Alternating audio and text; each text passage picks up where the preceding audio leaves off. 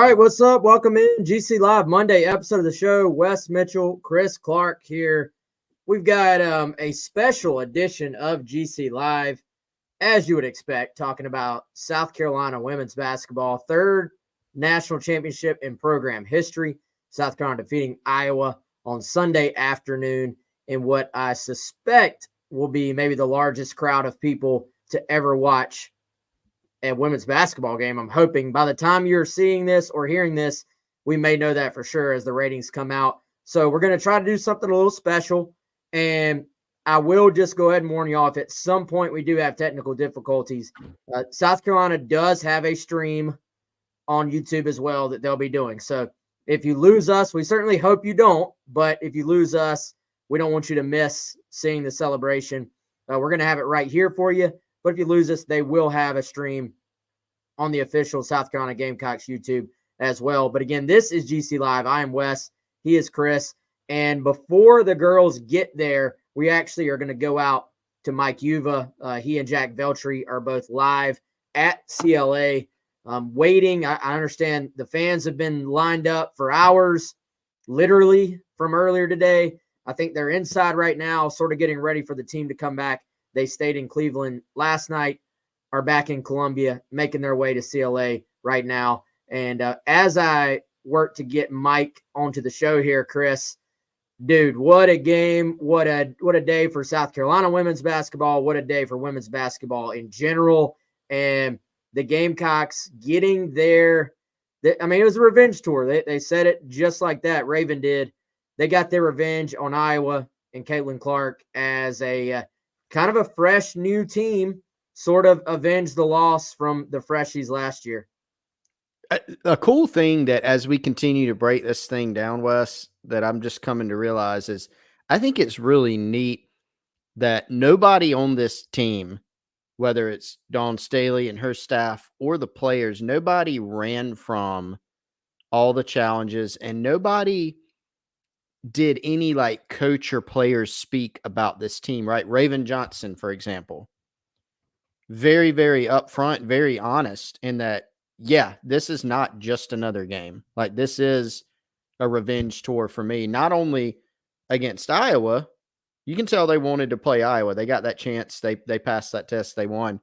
They wanted that, but the entire season being a revenge tour for her because of how the year ended, right? Year ends with your opponent completely disrespecting your ability to shoot from outside. It was something she felt was a weakness. Raven did as well. So she went and addressed it in the offseason, worked incredibly hard, physically got into even better shape from a shot-making perspective, worked on that part of the game to where they couldn't do that, right? They couldn't do that this year in the game. They couldn't pack in the paint and dare South Carolina, including Raven Johnson, to just shoot the ball. She didn't run from that. Dawn Staley did not run from it after the press conference and saying, yeah, I was emotional before the game because I didn't want that same feeling that the team had last year, that freshies class, Wes. I didn't want them to feel that again. And then obviously we all saw how overcome with emotion she was after that game. So it seemed like it was really cathartic to win this game. Obviously thrilling. Just seems like a lot of emotions for this team that has really just come a long way from the start of the season. Even though, Wes, they started this season in Paris, putting it on a good Notre Dame team, still, they've grown so much, and they turned in one heck of a dominant season and a fun day yesterday. Yeah, at the end of the day, a perfect season. And I think, that's something that is difficult no matter what you're doing. Not that you're going to play – not that you play perfect every moment, every second that you're on the court, but at the end of the day, you hear a lot of times football coaches will say you are what your record is. And, for South Carolina, their record at this point, as they have completed the season, is perfect. That's something no one will ever be able to take away from them. And, that I think it's always bittersweet when a year comes to an end, when a season comes to an end. You always sort of look around and that exact team, no matter how many people they bring back, that exact team will never see the court again together. So it's special to be able to, what a close-knit group. They all tend to pull for each other. And I thought it was just fitting that thought it was fitting, man, that they were able to go out winning a game by the way that they have won pretty much every game this year. Like, that was such an on-brand performance. If you go through the box score, just about everybody contributed.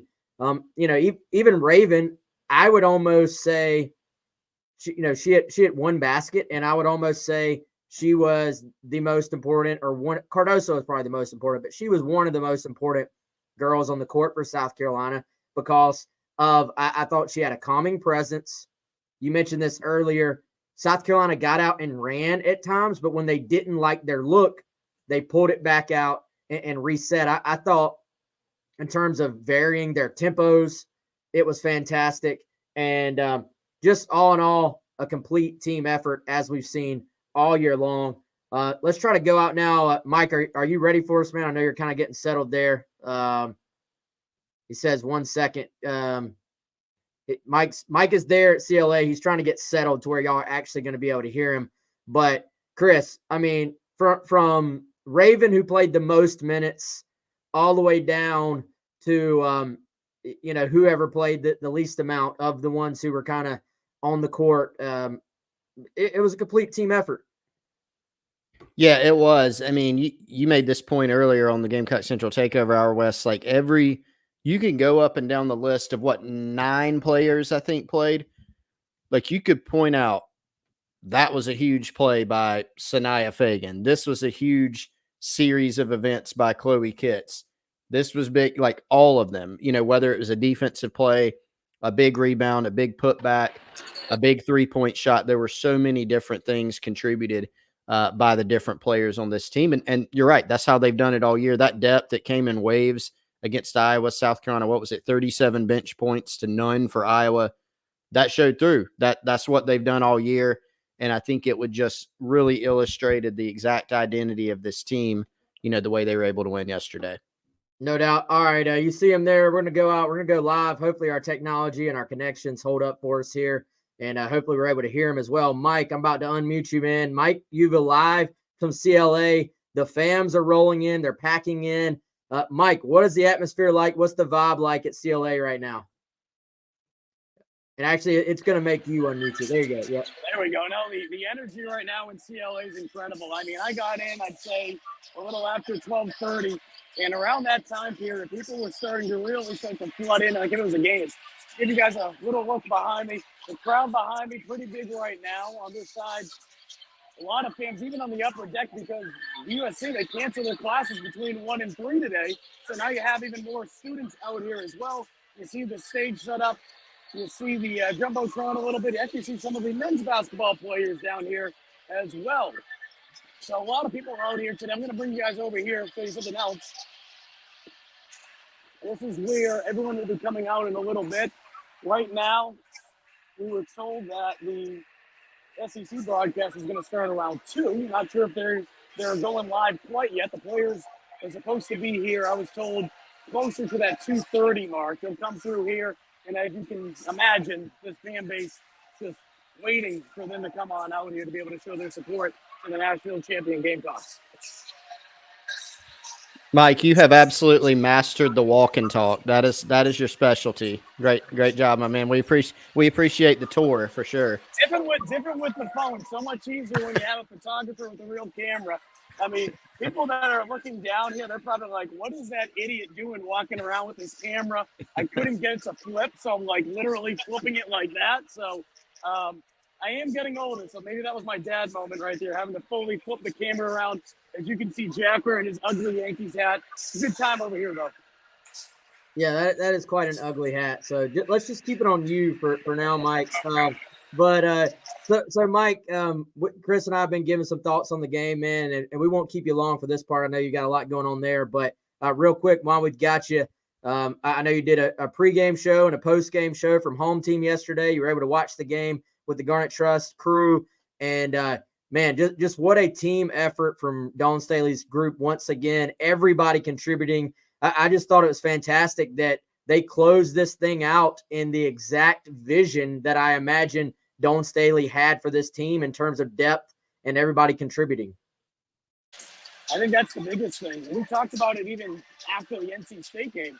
The difference with South Carolina comparison to, say, in Iowa, even in LSU, or you could even throw UConn into the Paige Beckers, it felt like for a team that was undefeated going into the national championship, the storylines were on other teams, it felt like, from a national media standpoint. And that's because this team is truly that. It's a team. Everyone contributed. Obviously, Cardoso, what she was able to do all season, we know how talented she is. But the point being is everyone did just a little something. And I think yesterday seeing Johnson come off the bench, the true freshman playing the way that she did, and just the way the bench played in general, with 30 points off the bench, it just sums up what this season was all about for the Gamecocks. Everyone had a role. Everyone bought in. You had freshmen come here who maybe they expected to play a little bit on the case when you go to South Carolina. It could have been really easy for them to feel sorry for themselves out. That wasn't the case. They came out there. They did exactly what they needed to do. And because of that, they're national champs. So I think that's the biggest thing, is that for a team undefeated, it felt like there wasn't as much pressure on them, simply because from a national media standpoint, we kept hearing so much about the other teams. Yeah, Mike. So another thing that was pretty evident, man, and we were talking about this earlier too, Dawn Staley overcome by emotion, after the press, not after the press conference, right after they won. You could see it starting when the players were starting to celebrate on the court. By the time Holly Rowe from ESPN got to her, couldn't even speak for a little while, right? And I know she addressed this a little bit after the press conference, but what did you make of just why this one seemed to be a little bit more special for Dawn Staley than the two other ones that she has? I think first and foremost is just the fact of how close they were last year to being able to do this. They're only the 10th team in women's basketball history to finish the season undefeated and win a national championship. And they were so close last year. They were so close. And I think back to that interview that Aaliyah Boston did with Dawn on Friday night after they beat NC State. And I'm paraphrasing here, but Dawn told Aaliyah, hey, we want to get this win for you guys. We want to be able to get this done because we weren't able to do it last season. Now, of course, that Freshies group, they were able to win it back in that 2022 season. But you could tell just how special it would have been for that group and how special that group was to this program, how special it was to Dawn Staley. And they wanted to be able to get the job done. And she said, hey, if we are able to do that, we're getting you guys rings. So we're going to see if she does that. I think she will. But I think that's where it starts. I think the other point being is they did something that, again, only 10 teams have ever done in women's basketball history. And for someone that has meant so much to the sport, and not just women's college basketball, but just women's basketball as a whole, there's no question that Dawn is a historian. Maybe she doesn't come out and throw the stats around like a Pete Lembo or Bill Belichick or whoever, but I think she truly appreciates her sport and understands the significance of what her team accomplished yesterday. Yeah, no doubt, Mike. And final thing, man, I know you were on with Andy Staples from On 3, who I think does a good job, a fantastic job actually from a national perspective of not only talking football, but just talking about what else is kind of going on in the world of college athletics.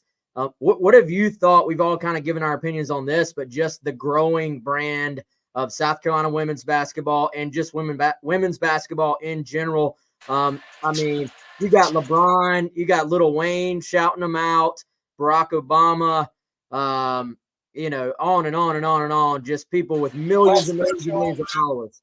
Yeah, I mean, it was insane, man. So just the number of people that watch this game and just see.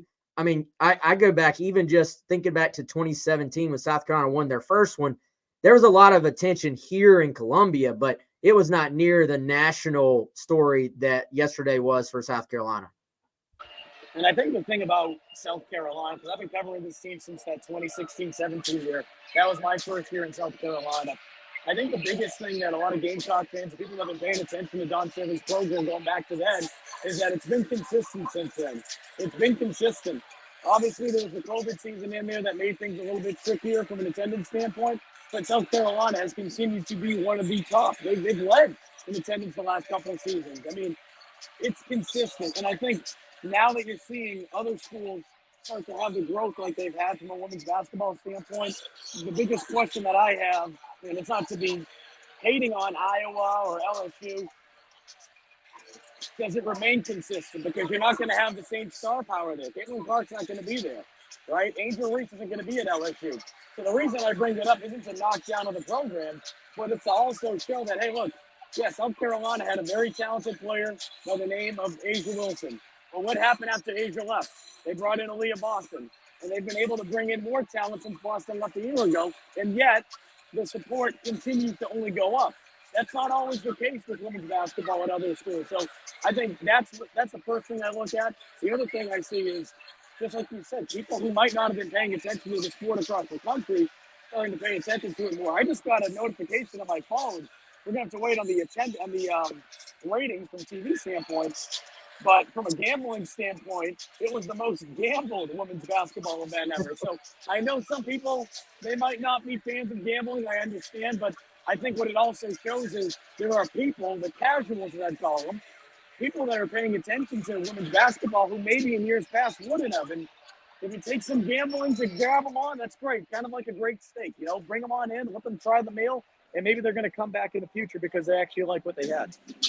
Yeah, and I think, man, just another metric that shows what you're talking about. Obviously, probably speaks to the growing popularity of gambling in general as well right now. So, final thing, Mike, we got is that our guy CMB rolling in? Maybe give us one final vibe check there, Mike. Give us let us know kind of what you're seeing, and then we'll let you get back to it. And then again, for everybody listening or watching, once they're on stage, we are going to be able to go live to a stream where you're going to be able to hear what Coach Staley and whoever else is speaking is saying. But Mike is giving us kind of a behind-the-scenes look live from CLA right now. Yeah, so you see the DJ set up right there, and they've been continuing just to go there pretty much all afternoon. They were showing a replay of the game, and the crowd reacted as if it was actually like in live time. And that's how fired up this crowd is. As I mentioned, you can see some of the Gamecock men's basketball players, BJ Mack, Talon Cooper, CMB here. And then behind us, I mean, you see just the crowd up below. But up top now, it's really starting to fill in. I mean, this is for a welcome home celebration. We're not even talking about parades. We're not even talking about the actual freaking game. We're talking about a welcome home party, and you have nearly half the stadium already filled. I mean, it's absolutely incredible. But again, it goes back to everything that we just talked about, Wes, which is it has been very consistent, the support women's basketball has received in Columbia. And when you look at the talent they have coming back next season, and a lot of it being local talent at that, I can't imagine what the support is going to look like next season. That's not to say it hasn't been good this year. It's not to say it wasn't good in years past. But when you combine everything, the fact that South Carolina has won 3 championships since 2017, the fact that you have all this local talent, I mean, it's only going to go up from here. There's no question about it for USC. And you've got a budding superstar in Malaysia Fulwiley who will have a full offseason under her belt as well. So just think of the excitement and the spark she brings to the court is pretty special. Mike, we appreciate you checking in, man. Again, everybody listening or watching, Mike and Jack will have more on Gamecock Central later. And again, we're going to have the live stream from the podium there in a little bit. Mike, we appreciate it, man. Yep, they're running behind right now. Again, it's 2:24. So if some people are watching the SEC network or whatever, I don't know if it's live streaming right now, but that's why everything's been held up. The players aren't here yet, but just continue to watch Chris and Wes, and they'll keep you posted as soon as it begins. Awesome, Mike, and we appreciate you, man. Hey, shoot me a text if you get an updated time at any point later on, and I'll relay it to our watchers and viewers here, man. Again, that's Mike Uva. Check out all of his work on GamecockCentral.com and, of course, on the Gamecock Central YouTube page. Chris, I'll tell you what, man, let's shout out a couple of sponsors. Obviously, we don't want to interrupt the on-stage portion later on. So, I mean, these people make this podcast possible. These people make this podcast to where it can be free. And Clint Hammond obviously has been our dude for 2-3 years now as a presenting sponsor. clint.hammond.com, 803-771-6933. As we always tell y'all, if you're in the market for a new home, hit up Clint. That can be here in Columbia where he's based or anywhere in the state of South Carolina. He's a mortgage broker, but also a guy that's he's not going to just throw numbers at you. He's going to talk you through the process and help you every single step of the way, which is what you're going to want. And he's going to talk to you about the Gamecocks and recruiting and what you're hearing on spring ball and a little bit of everything along the way. So shout out to Clint for that. Chris, another great sponsor and another great Gamecock fan is our friend Larry from Liberty Tax. And if you haven't done your taxes yet at this point, you got a week. So if you haven't called Larry, you might need to. Yeah, you better call him if you got the taxiety. I don't, Wes. I have actually zero taxiety, or if there's a possibility of having less than zero, that's what I've got, because I have talked with Larry and his team. I've met with him. I've talked to him on the phone. I've emailed with him. I've texted about any form of communication except for Telegram. I've done it with his team at Liberty Tax. They're outstanding. 2 locations out in Irmo, but they can help you wherever you are. 803-462-5576. Super knowledgeable. And you're right. I haven't talked to Larry since the game yesterday. I would imagine he's pretty fired up too. So if you give him a call, he can help you come up with a plan for your taxes, and bonus, talk a little South Carolina as well. Yeah, plenty to talk about in Gamecock Nation right now. And let's go ahead. Let's hit the trifecta here, man. Our friend Andy at My Perfect Franchise, a great sponsor here on the show. Call him today, 404-973-9901. Andy at myperfectfranchise.net. He is the owner of My Perfect Franchise. And you may be saying, Wes, what is that? What is that? You go check out more information, myperfectfranchise.net. But basically, Andy wants to help you if you're looking to maybe have a side hustle, if you want to diversify or build some wealth, if you want to leave a legacy for your family. Andy is what you call a franchise consultant, and he helps people find franchises that fit their skill set, financial requirements, and time to commit, and more. Services are 100% free. He is here to help if you've got any questions. So basically, he's a matchmaker between people who want to own a business and franchises who are looking for people to locally franchise with. So again, 404-973-9901. We have a view right now of the live stream. Still no Gamecocks there at CLA. So y'all hang tight with us. And again, we're going to take you out there. Mike Uver reporting that about 2:30 is when we'll be able to, when the ladies will be arriving at CLA for this celebration, which we're going to go out to. Chris, let's continue to talk about the game, man, and what was a special day for South Carolina athletics. 3rd overall national title for women's basketball, 1st undefeated season overall in school history. And, man, I think just for them to sort of have the start they did to this game, and Iowa comes out on fire, 10-0, 13-2. And, I was watching the game with my wife, some friends. There's a little bit of wide eyes after the way Iowa started the game, but this team did not panic. It would have been easy to think, well, here we go again. Here's Caitlin Clark just going off. And they settled in. They were down 7 at the end of the first quarter, 27-20. But even then, man, I was sitting there. I was like, they've settled in. I think they're going to be fine. And I'll get to one little caveat. There's one real concern for me 1 quarter through the game, and that had to do with fouls. But the team, they just settled in. They sort of just stayed the course. The wave of talent that they throw at teams, and they've done it all season long, it won out again. Well, and I think that illustrates once again, Wes, just how good of a job coaching this team Dawn Staley did. The development, especially, look, it is hard to lose your starting lineup, a starting lineup that was played well together, was very, very experienced.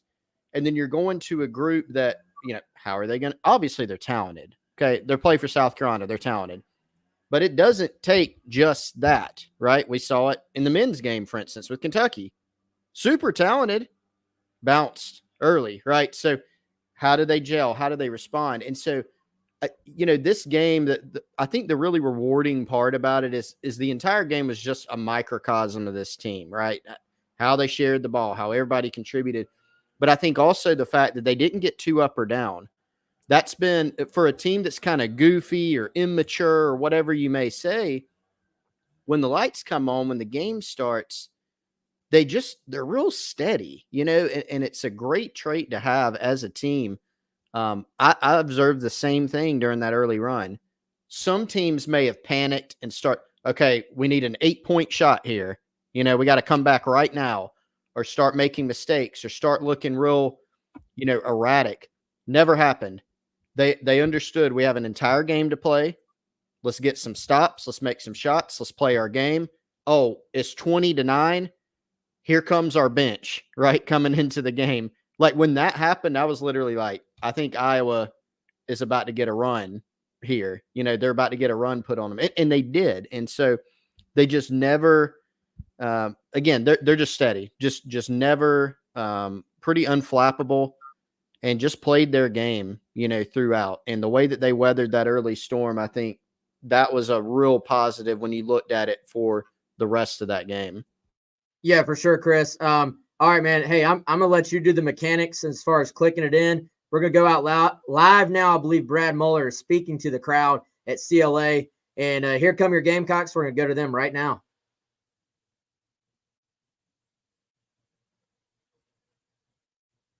Let's meet your players first. Number 0, senior guard, Tahina Pow. Number 2, sophomore forward, Ashlyn Watkins. Number 5, freshman guard, Tessa Johnson. Number 10, senior center, Camila Cardoso. Number 12, freshman guard, Malaysia Fulwiley.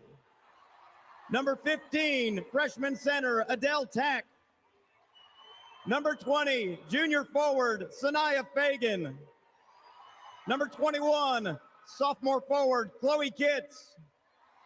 Number 23, junior guard, Bree Hall. Number 25, sophomore guard, Raven Johnson. Number 35, senior center, Sakima Walker. Your coaching staff, assistant coaches, Khadijah Sessions, Mary Woolley, Winston Gandy, Jolette Law, Lisa Boyer, and your head coach, Don Staley.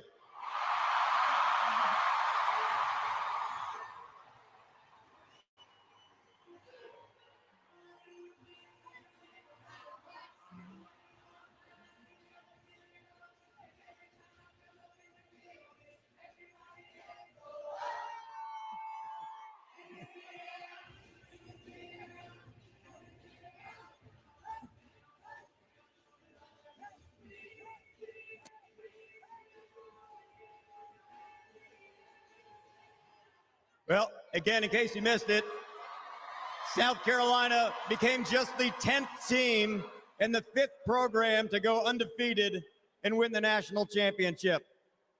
They passed every test, perfection. They won in Paris. They won in places like Durham and Chapel Hill.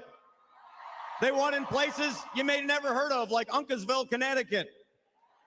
They won in hostile environments like Baton Rouge. They ran the table in the SEC for the 2nd straight year. This was a team in every sense of the word. The bench was just as important as the starters all season long. They sacrificed personal accolades and attention to put the team first, but they all made a difference. And this is how it's supposed to be. This is what a team looks like.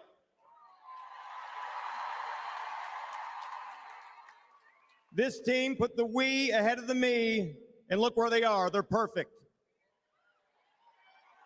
The university has a marketing campaign with the tagline, "Behold the remarkable we."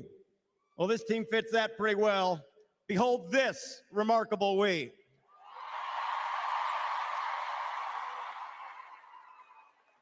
I said it last night and I'll say it again. Perfection wears garnet and black. And now it's my pleasure to introduce someone who knows a little bit about winning some championships, Athletics Director Ray Tanner. Thank you, Brad. Welcome to Colonial Life Arena, home of the 2024 National Champions.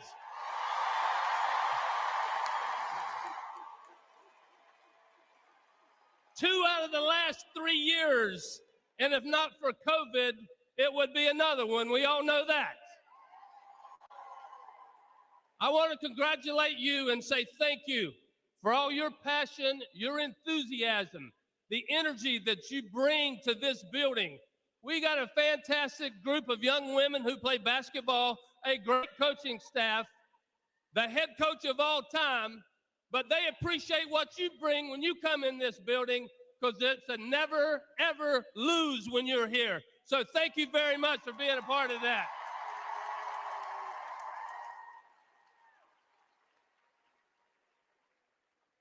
And I appreciate all of you who dried out from being in the Thomas Cooper Fountain last night. Thank you. That was a great picture. It is my honor to introduce 3 in a row National Coach of the Year, a national champion, 38-0, the greatest of all time, the GOAT, our head coach, Dawn Staley.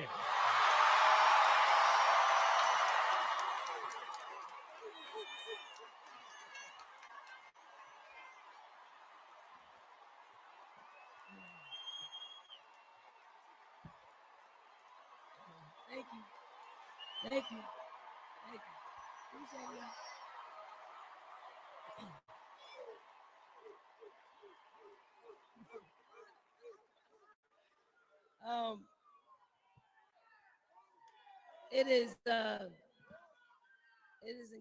It's an incredible honor to come back to this, to come back to you.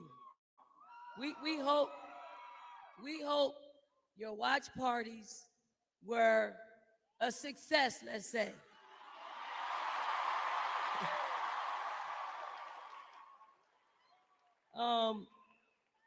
It's so cool to come back to a place in which we've had so much success.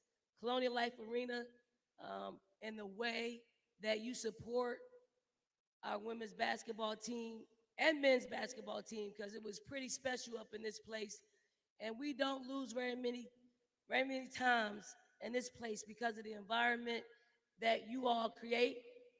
And the fact that our Presidents Emeritus, and our board members chose to close class for today means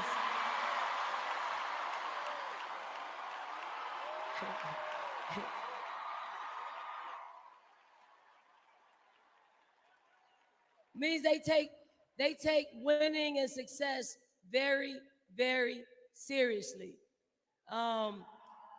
We hope that this is an annual day off.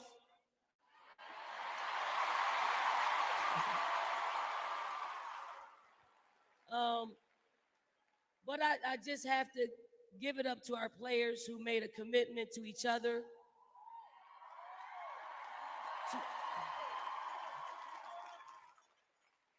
To probably do something that was totally different than any other team that I coached. They held each other accountable. They encouraged each other. What you saw them be able to do, like all of them, each and every one of them took their turn in making an impact on any given night for our team to be successful.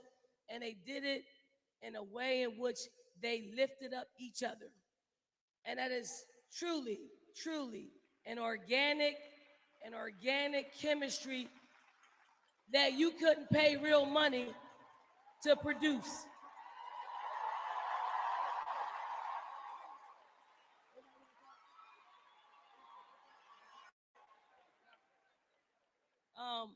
I'll say this, sometimes we often don't know why. I thought the team that we fielded last year would have brought home a national championship. It didn't happen. Half of the players on this team felt that loss, and they vowed to bring it on home. And sometimes they had a little swag about it. Sometimes they had a confidence about them. Sometimes it was a little bit too much for us to take because we didn't know what was going to happen on the floor. And it happened last night when these players were talking and they used some choice words, and we give them their space. We're in the coach's locker room, and they're saying, we're going to do this to them, we're going to do that to them, we're going to do this to them, we're going to do that to them, right?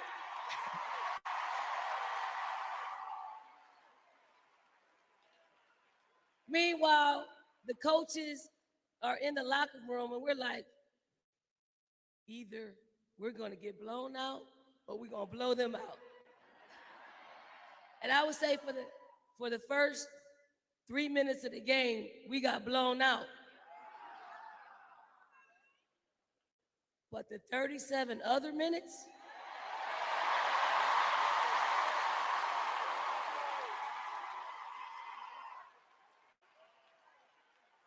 this team would not be denied this year. I am incredibly proud of them for all they've given. They sacrificed and won every single game. And let me give a shout out to our highlighters. Step forward, fellas. Step forward. These are our practice players. And I got to give them a huge shout out because they're the only team that beat us this year. Anyway, before I give the mic to someone else, I just want to shout out our staff, our coaches, our trainer, our performance coach, our everything, our media person, our ticketing, every single person that had an impact in the success of our team. And it's every year doesn't end this way, but it doesn't diminish the work that they put in for us to have a year like this. But it's always pretty special when you can end the year on a high note like we have and give credit where credit is due. And then lastly, only by the grace of God that this happens. So thank you very much.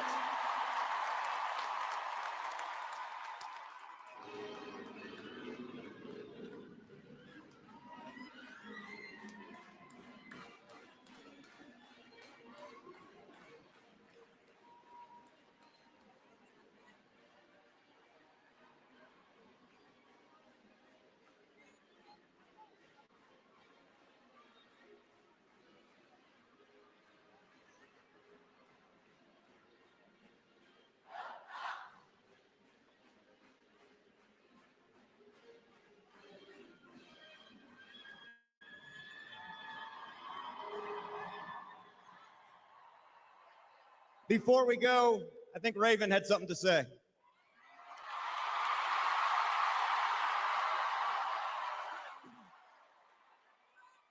The revenge tour is over, and now it's time for the repeat tour.